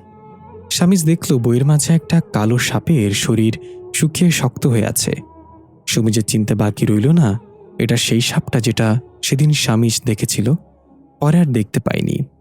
তবে এখানে সাপটার সাইজ অনেক ছোট হয়ে গিয়েছে এবং রক্তশূন্যভাবে শক্ত হয়ে আছে। স্বামীজ অবাক হয়ে তাকিয়েছিল। এর মাঝেই তার একমাত্র বন্ধু তারানাথ ঘোষ উর্ফে তারাকে সে সেখানে এসে পৌঁছে পেছন থেকে স্বামীজের কাঁধে হাত দিয়ে বলল, কি রে, এভাবে দাঁড়িয়ে আছিস কেন? স্বামীজ চমকে গিয়ে তারাকের দিকে তাকিয়ে বলল, না কিছু না, তোর খেলা শেষ। এই বলে তাড়াহুড়ো করে স্বামীজ বইটা বন্ধ করে উঠিয়ে ব্যাগে পুরে নিল। তারা খেয়াল করল স্বামীজের কপালে বিন্দু বিন্দু ঘাম জমেছে, চেহারায় অদ্ভুত এক আতঙ্ক। তারাক জিজ্ঞাসা করল, কি রে, কি হয়েছে তোর? স্বামী জোরপূর্বক মুখে হাসি এনে বলল, কি হবে আমার, কই কিছু না তো। স্বামীজের হাসি তার চেহারায় আতঙ্ক কাটাতে ব্যর্থ হলো। তারাকে স্পষ্ট বুঝতে পারছিল স্বামীজ কিছু লুকানোর চেষ্টা করছে। তারাক বলল, কি কিছু বলেছে তোকে? স্বামীজ বুঝতে পারল তারাক এখনও বইটা নিয়ে সন্দেহ করছে না, আর সন্দেহ করতেও দেওয়া যাবে না। যেহেতু জিজ্ঞাসা করছে কেউ কিছু বলছে কিনা, তাই স্বামীজ বলে দিল, হ্যাঁ, জামাতদার বাড়ির ওই বদ ছেলেটাকে। কি যেন ওর নাম? তারাক আগুনের মতো লাল হয়ে বলল, লাবিব। স্বামীজ বলল, হ্যাঁ লাবিব। আমাকে গালি দিয়েছে খারাপ ভাষায়। ওদের ফুটবলটা গড়িয়ে গড়িয়ে আমার কাছে এসেছিল, আমাকে সেটা দিতে বলেছিল, আমি দিনিতে আমাকে গালি দিয়েছে। তারাক আর কিছু না বলে একটা ইটের আধখান হাতে নিয়ে রাগে গজগজ করতে করতে চলে যাচ্ছিল। স্বামীজ বারবার তারাককে থামাতে বলছিল, কিন্তু তারাক রক্তলাল চোখগুলো ঘুরিয়ে ঘুরিয়ে লাবিবকে খুঁজে চলছিল। হঠাৎ স্বামীজের কানে একটা ফিসফিস শব্দ এলো, যেতে দে ওকে। স্বামীজ থমকে দাঁড়িয়ে পড়ল। শব্দটা কোথা থেকে এলো? আশেপাশে তাকে কিছুই দেখতে পেল না। হঠাৎ আবার শব্দটা এলো, যেতে দে ওকে। এবার স্বামীজ খেয়াল করলে স্পষ্ট শব্দটা কাঁধের ব্যাগের ভেতর থেকে আসছে। স্বামীজ ভয় পেয়ে ব্যাগটা নিচে ফেলে দিল। দেখা গেল ব্যাগটা আপনা আপনি নড়ে উঠল, মনে হচ্ছে ভেতরে কোনো প্রাণী নড়াচড়া করছে। স্বামীজ ব্যাগের নড়াচড়া দেখে ভয় পেয়ে এক জায়গায় ঠায় দাঁড়িয়ে আছে, কিন্তু কি নড়ছে ভেতরে সেটা বুঝতে পারছে না। স্বামীজ মনে মনে ভাবল, সাপটা আবার জীবিত হয়ে গেল না তো? ফিকশনাল বইগুলো তেমন অনেক কাহিনী পড়েছি, মিত্ররা কোনো অলৌকিক শক্তির ব্যবহার করে জীবিত হয়ে যায়। ততক্ষণে আশেপাশে কেউ নেই, তারাক লাবিবের খোঁজ করছে। স্বামীজ এদিক ওদিক তাকিয়ে ধীরে ধীরে ব্যাগের দিকে এগিয়ে গেল। মাটিতে পড়ে থাকা ব্যাগটাই প্রথমে পায়ে হালকা লাথি দিয়ে একটু চেক করে নিল। এক মুহূর্তের জন্য নাড়াচাড়া বন্ধ হয়ে গেল। এরপর স্বামীজ যখন নিচু হয়ে ব্যাগটা তুলতে যাবে, হাত লাগানোর সাথে সাথেই আবার নড়ে উঠল। স্বামীজ চমকে গিয়ে পেছনের দিকে পড়ে গেল। এর মাঝে দেখা গেল তারাক দৌড়ে আসছে। স্বামীজ তারাককে আসতে দেখে ব্যাগের কথা ভুলে গিয়ে একটু হেসে বলল, নিশ্চয় আমার বন্ধু লাবিবকে মেরে আমাকে বকা দেয়ার প্রতিশোধ দৌড়ে আসছে সে। আমি সত্যি ভাগ্যবান এমন একটা বন্ধু পেয়েছি।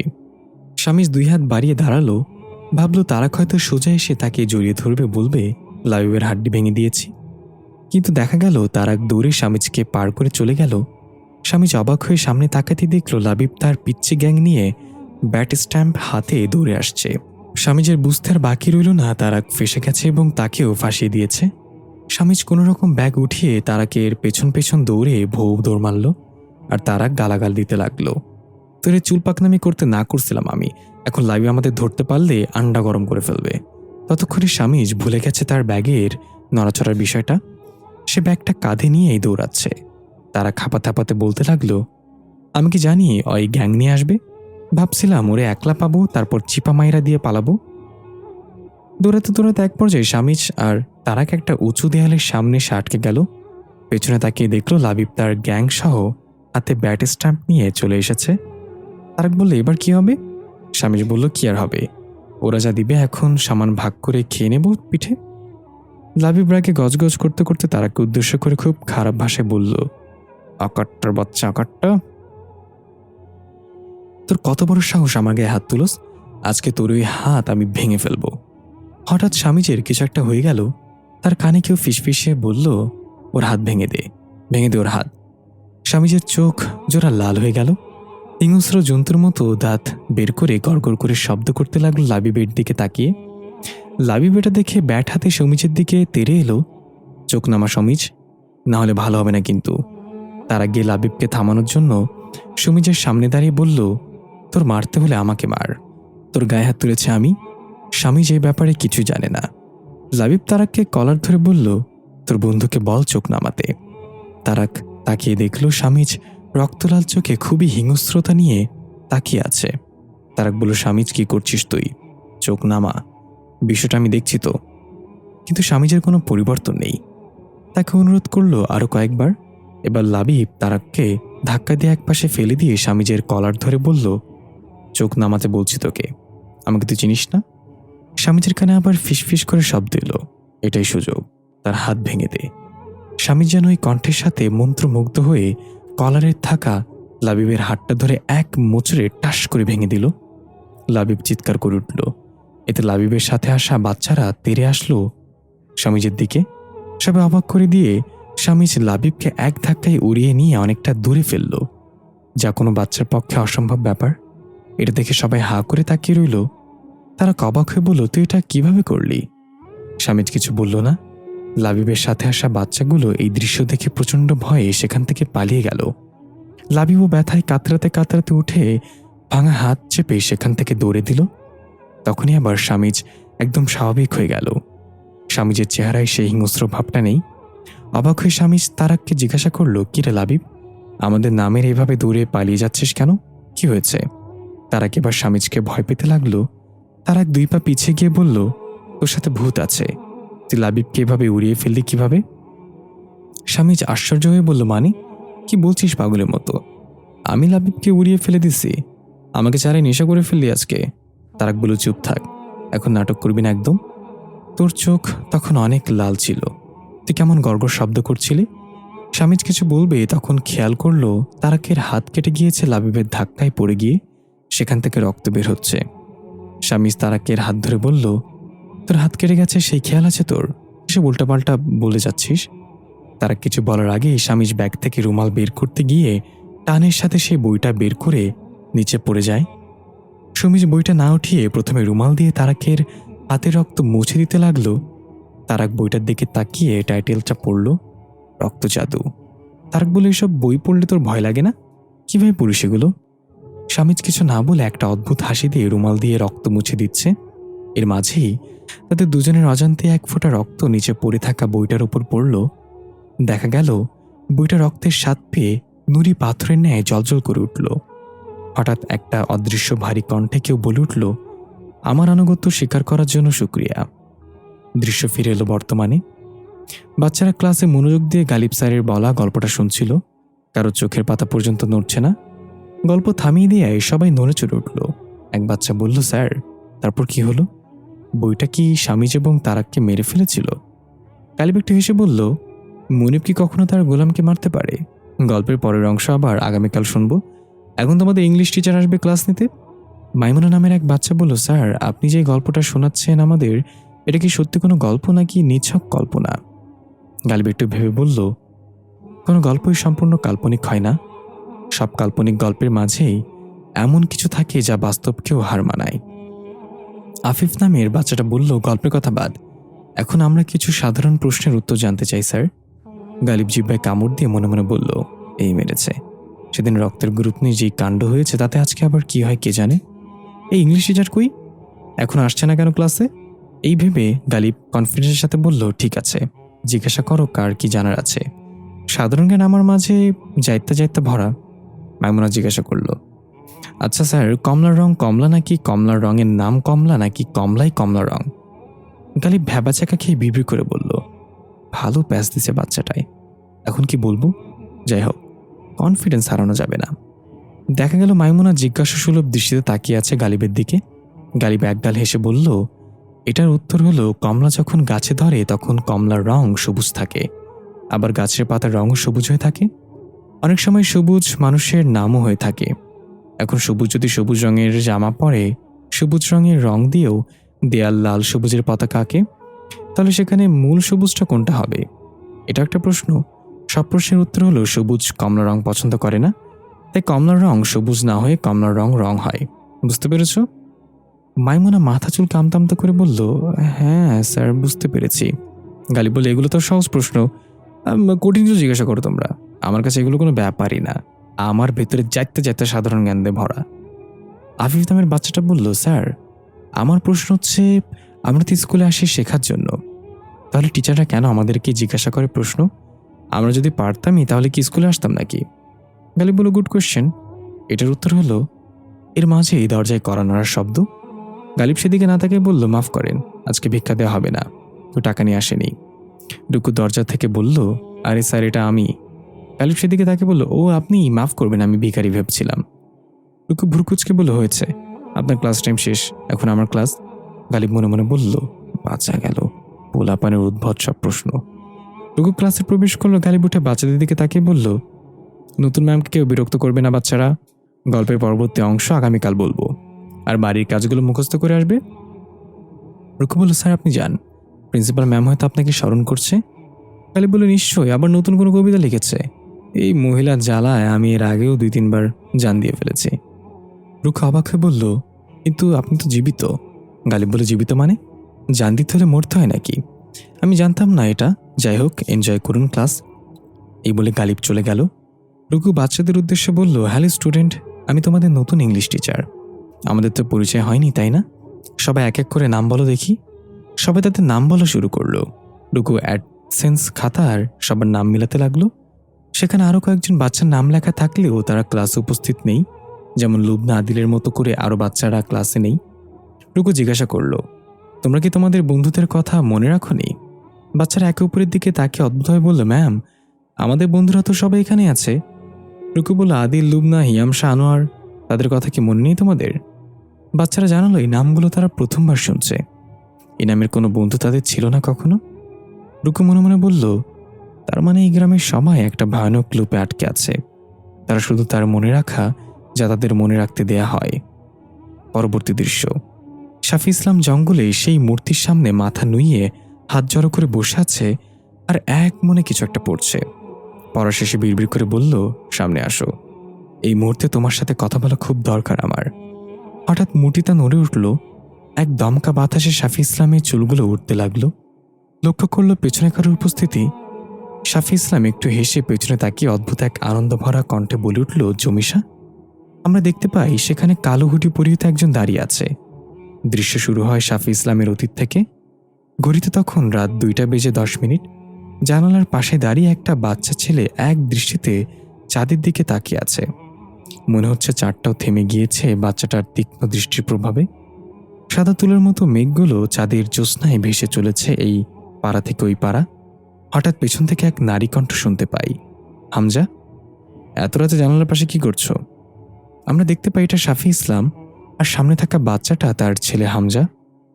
শাফি ইসলামের ডাকে হামজার মাঝে কোনো পরিবর্তন বা প্রতিক্রিয়া দেখা গেল না। সে আগের মতোই নড়চড়বিহীন ঠায় দাঁড়িয়ে আছে। শাফি ইসলাম আবার ডাক দিল, হামজা বলে। এবারও কোনো পরিবর্তন না দেখে একটু চিন্তিত হয়ে সামনে এগোতেই যাবে তখনই পেছন থেকে হামজার কণ্ঠ ভেসে আসে, মা। শাফি ইসলাম চমকে গিয়ে পেছনে তাকিয়ে দেখল হামজা দাঁড়িয়ে আছে তার নিজের রুমের কাছেই। চোখ বড় করে অবাক হয়ে বলল, হামজা, তুমি এখানে? তো ওটা কে? এই বলে সামনে তাকাতেই দেখলো জানলার পাশে হামজা একদম তার সামনে এসে দাঁড়িয়ে আছে, অদ্ভুত একটা হাসি দিয়ে। আচমকা এই দৃশ্যে শাফি ইসলাম ভয় পেয়ে পেছনে সরে এলো এক চিৎকার করে। চিৎকার শুনে পাশের রুম থেকে দৌড়ে এলো শাফি ইসলামের স্বামী জনাব আকমল খন্দকার। এসে শাফি ইসলামকে জিজ্ঞাসা করলো, কি হয়েছে, চিৎকার করছো কেন তুমি? শাফি ইসলাম আতঙ্ক ভরা কণ্ঠে বলল, আকমল, হামজা এখানে। আকমল বলল, হামজা তো রুমে ঘুমাচ্ছে, তুমি এখানে হামজাকে পেলে কোথায়? শাফি ইসলাম দেখল সত্যি হামজা এখানে নেই, না দরজার কাছে না জানালার কাছে। অবাক হয়ে ভীত কণ্ঠে বলল, আকমল, হামজা এখানেই ছিল, বিশ্বাস করো। শাফি ইসলাম দুই দিকে ইশারা করছিল হামজার অবস্থান বোঝানোর জন্য। আকমল একটু কনফিউজড হয়ে জিজ্ঞাসা করল, আচ্ছা, যদি হামজা এখানে থাকতো তাহলে দুই জায়গায় কেন দেখাচ্ছে? শাফি ইসলাম বলল, কারণ দুই জায়গায় হামজা ছিল। পরের দৃশ্যে দেখা যায় শাফি ইসলাম সোফায় বসে আছে। আকমল খন্দকার এক গ্লাস পানি নিয়ে এসে সেটা তাকে পান করিয়ে গ্লাসটা টেবিলে রেখে শাফি ইসলামের হাত ধরে বলল, তোমার কি হয়েছে সত্যি করে বলো তো? স্কুলে বেশি প্রেশার যাচ্ছে নাকি আজকাল? শাফি ইসলাম আর চোখে একবার আকমলের দিকে চোখ বন্ধ করে বলল, তোমার শহরের বউ কেমন আছে আকমল? আকমল খন্দকার শহরে এক প্রাইভেট ব্যাংকে ম্যানেজার পদে চাকরিতে আছে। শাফি ইসলামের অজান্তেই আকমল শহরে আরও একটা বিয়ে করে পরক্রিয়া জড়িয়ে। তবে সেটা শাফি ইসলামের কানে আসতে বেশি সময় লাগে না। শাফিয়া ইসলাম সন্তানের মুখের দিকে তাকিয়ে কোনো প্রতিবাদ করেনি। নিজে একটি স্কুলের প্রিন্সিপাল হওয়া সত্ত্বেও এই আকমল খন্দকারের সাথেই থেকে যাওয়ার সিদ্ধান্ত নিয়েছে। কারণ সন্তানকে টাকা পয়সা দিয়েই মানুষ করা যায় না। সন্তানের জীবনে তার বাবার ছায়া অনেক প্রয়োজন। বাবা ছাড়া সন্তান রোদে পোড়া শুকনো গাছের মতো হয়। আকমল খন্দকার একটু ইতস্তত বোধ করে বলল, হ্যাঁ, ভালো আছে সে, এখানে আসতে চেয়েছিল কিন্তু আনিনি, যদি তুমি কিছু বলো তাই। শাফি ইসলাম একটা তাচ্ছিল্যর হাসি দিয়ে বলল, তাহলে আমি কি ভাববো সেটা নিয়েও ভাবো তুমি। শুনে ভালো লাগলো। তখনই উপরের ঘর থেকে হামজার কণ্ঠ ভেসে আসলো, আমি তোমার সাথে যাব না, ছাড়ো আমাকে। এটা আকমল এবং শাফিয়া দুজনেই শুনতে পেল। দেরি না করে এক দৌড়ে তাড়াতাড়ি ওপরের ঘরে গিয়ে দেখল হামজা ঘুমের মাঝে হাত পা ছোটাছুটি করছে এবং মুখ দিয়ে অদ্ভুত কিছু আওয়াজ করছে। শাফিয়া ইসলাম তাড়াতাড়ি গিয়ে হামজাকে ঝাঁকি দিয়ে ঝাঁকাতে লাগলো। হামজা, কি হয়েছে? এমন করছো কেন? হামজা ধাপ করে চোখ খুলে শাফিয়া ইসলামকে দেখে কান্না করতে করতে জড়িয়ে ধরল। দেখে বোঝা যাচ্ছে হামজা প্রচুর ভয় পেয়েছে। তার পুরো শরীর এখনো থরথর করে কাঁপছে। আকমল খন্দকার এসে হামজার মাথায় হাত বুলিয়ে দিয়ে জিজ্ঞাসা করল, আব্বু, কি হয়েছে তোমার? বাজে স্বপ্ন দেখেছ? হামজা কাঁদো কাঁদো গলায় বলল, আমি দেখলাম কোনো এক রাস্তার মাঝে দাঁড়িয়ে আছি, দুই পাশে ঘন জঙ্গল। হঠাৎ আমার সামনে দিয়ে একটা লাল রঙের বেলুন উড়ে গেল। আমি বেলুনটার পেছনে দৌড়াতে লাগলাম সেটা ধরার জন্য। কিছুতেই বেলুনটা আমার হাতের নাগালে আসছিল না। আমি ধরতে নিলেই উড়ে সামনে চলে যাচ্ছিল। এভাবে একসময় আমি আমাদের স্কুলের সামনে পৌঁছে গেলাম, কিন্তু স্কুলটা স্বাভাবিক ছিল না তখন।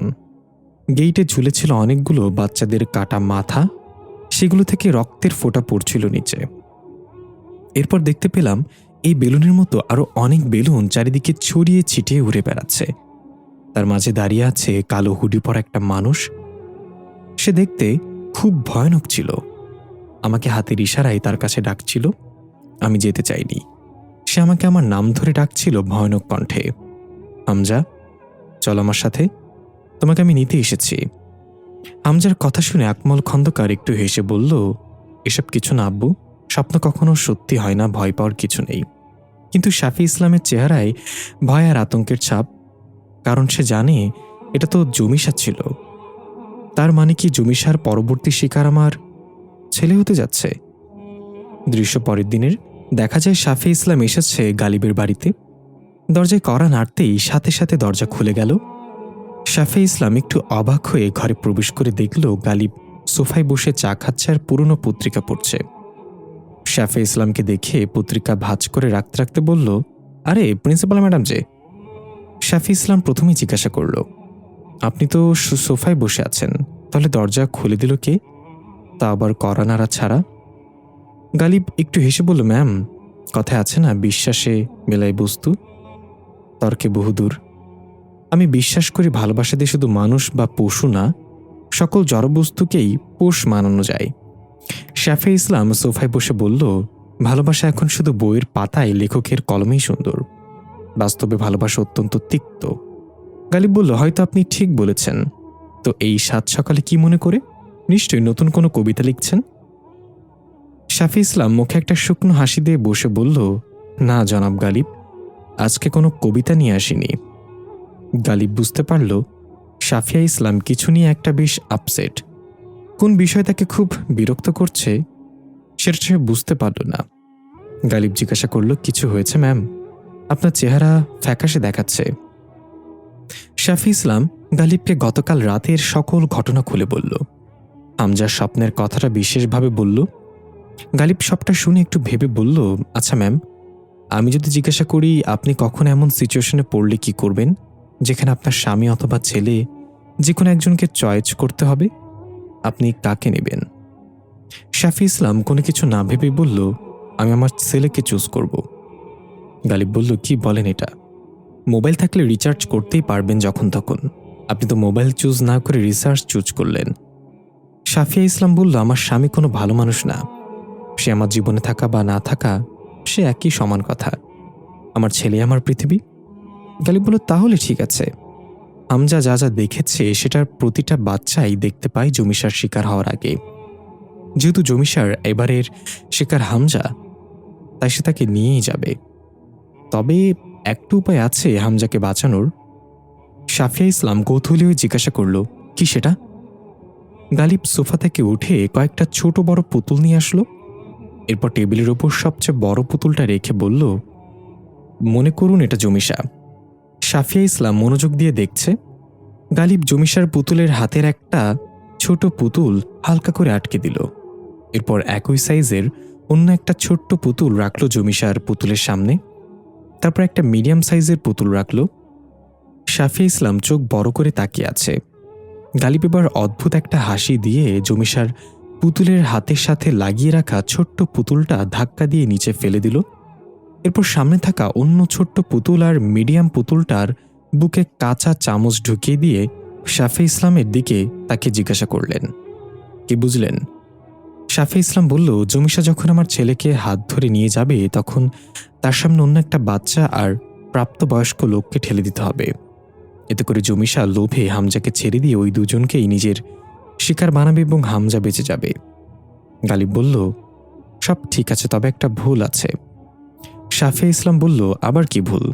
গালিব বলল, হামজা বেঁচে তো যাবে, তবে সে অদৃশ্য হয়ে যাবে জমিশার হাতের স্পর্শ পাওয়ার ফলে। তাকে লুকিয়ে রাখতে হবে।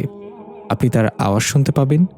একটা নির্দিষ্ট সময় পর হামজা আবার স্বাভাবিক জীবনে ফিরে আসতে পারবে। শাফি ইসলাম মন খারাপ করে বলল, এটা কেমন সমাধান দিলেন? অন্য কোনো উপায় নেই? গালিব একটু হেসে বলল, না ম্যাম, এটা একমাত্র উপায়। ত্যাগ বিনা কিছুই সম্ভব না। শ্বাস নেওয়ার সময়ও আগে একটা শ্বাস ছাড়তে হয়। একটু ত্যাগ তো স্বীকার করতেই হবে। দৃশ্য ফিরে এলো বর্তমানে। দেখা গেল শাফি ইসলাম হাত জোর করে মাথা নুইয়ে হাঁটু গেড়ে বসে আছে কালো হুডি পরা সেই লোকটার সামনে, যাকে সে জমিশা বলে সম্বোধন করেছিল। শাফি ইসলাম কাকুতি মিনতি করে বলছে তাকে, দয়া করে আমার ছেলেকে ফিরিয়ে দিন। হিয়ামশাকে নিয়ে গেছে। আপনি ছাড়া কেউ আমাকে সাহায্য করতে পারবে না। হুডি পরা সে গম্ভীর গলায় বলেছিলাম তোমার ছেলেকে লুকিয়ে রাখো নির্দিষ্ট সময় পর্যন্ত, কেউ যেন তাকে খুঁজে না পায়। তাহলে হিয়ামশা তার খোঁজ কিভাবে পেল? শাফিয়া ইসলাম বলল, আমি জানি না মনিব, কেউ হয়তো হিয়ামশাকে সাহায্য করছে। হামজাকে এমন জায়গায় লুকিয়ে রাখছিলাম আমি ছাড়া কেউ জানত না। হুডি পরা সে রাগান্বিত কণ্ঠে বলল, তাহলে সে কিভাবে খুঁজে পেল? আর হিয়ামশা আমার শিকার করায় এক বাচ্চা, তাকে যদি কেউ সাহায্য করে আমি সেটা জানতে পারতাম। তুমি নিজে ভুল করে এখন বলছো হিয়ামশাকে কেউ সাহায্য করছে। তোমার ছেলেকে ফেরত পাবে না তুমি, কারণ তুমি হেরে গেছো। শাফি ইসলাম কান্না জুড়ে দিয়ে বলতে লাগলো, এমন বলবেন না মালিক, আপনি জানেন আমি আপনার অনুগত্য স্বীকার করেছি অনেক আগেই। ভৃত্য হয়ে মনিবের কাছে আমার ছেলেটাকে ভিক্ষা চাইছি, আমাকে ফিরিয়ে দিবেন না? হুডি পরা সে বলল, আমার যা বলার তা বলে দিয়েছি। হিয়ামশা জিতে গিয়েছে, তুমি হেরে গিয়েছ। ভুলে যাও তোমার ছেলেকে। এই বলে ঝড়ো বাতাসের মতো চারিদিকে প্রকম্পিত করে হুডি পরা সে গায়েব হয়ে গেল কালো ধোয়ার মতো। শাফি ইসলাম চিৎকার করে আর্তনাদ করছিল, দয়া করুন মনিব, আমাকে সাহায্য করুন, আমাকে নিয়ে আমার ছেলেকে বাঁচার সুযোগ দিন। কিন্তু আশেপাশে কেউ নেই যে শাফি ইসলামের এই হৃদয় বিদারক আর্তনাদ শুনবে। দৃশ্য পরিবর্তন। রুকু ক্লাসে বাচ্চাদের পড়া দেখিয়ে দিয়ে টিচার টেবিলে ল্যাপটপ নিয়ে খুলে কিছু কাজ করছিল। তখন মাইমুনা নামের বাচ্চাটা জিজ্ঞাসা করল, আচ্ছা ম্যাম, টিচার আর শিক্ষকের মাঝে পার্থক্য কি? রুকু ল্যাপটপের দিকে তাকিয়ে একটা মুচকে হাসি হেসে বলল, কোনো পার্থক্য নেই, দুটো একই শব্দ বাট ভিন্ন ভিন্ন ভাষায়। মাইমুনা বলল, না ম্যাম, বানান পার্থক্য আছে। টিচার শুরু হয় টি দিয়ে আর শিক্ষক শুরু হয় এস দিয়ে। এবার রুকু ল্যাপটপ থেকে মাথা তুলে মাইমুনার দিকে তাকিয়ে বলল, আরে এটা কি ধরনের যুক্তি?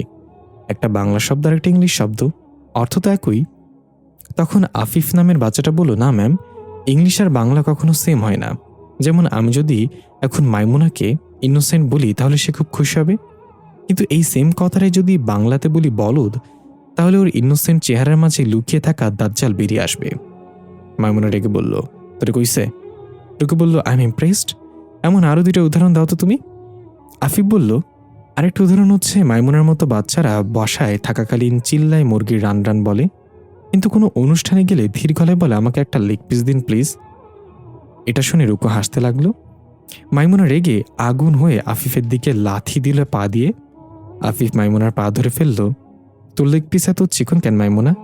এর চেয়ে তো ইলিশ মাছের লেগ পিস মোটা হয়। মাইমুনা আফিফের গালে একটা চটকানা দিয়ে বলল, ইলিশ মাছের লেগ পিস কি তোর বাবা লাগিয়ে দিয়ে আসছিল বচ্চার ছেলে?